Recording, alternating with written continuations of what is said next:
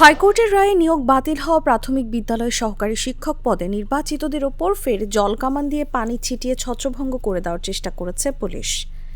এই সময় পুরুষ প্রার্থীদের লাঠিপেটা করেছে পুলিশ। এতে পুরুষ প্রার্থীরা সেখান থেকে সরে গেলেও রাস্তায় বসে বিক্ষোভ করছেন নারী প্রার্থীরা।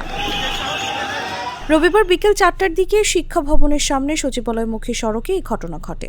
বিকেল 4:30টায় এই প্রতিবেদন লেখা পর্যন্ত নারী আন্দোলনকারীদের সেখানে অবস্থান নিয়ে উই ওয়ান্ট জাস্টিস স্লোগান দিতে দেখা যায়।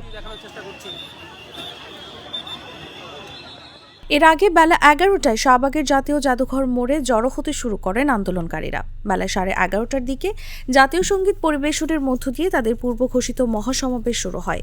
বিকেল 3টার দিকে তারা শাহবাগ থেকে পদযাত্রা শুরু করেন।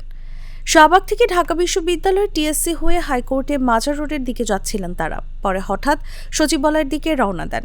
এ সময় পুলিশ শিক্ষা ভবনের সামনের সড়কে তাদের ব্যারিকেড দিয়ে আটকে দেয়। পরে বিকেল 4টার দিকে তাদের উপর জলকামান থেকে পানি ছিটানো হয়।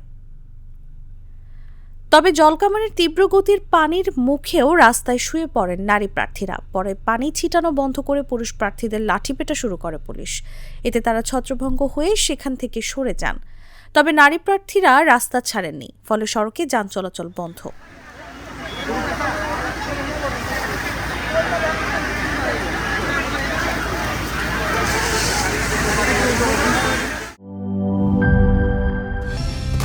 কালার এক্সপার্ট, জর্জ স্যাপ এবং মাইল্ড অন হ্যান্ডস টেকনোলজি সমৃদ্ধ অরিক্স ক্রিস্টাল ওয়াশ আপনার লন্ড্রি এক্সপার্ট।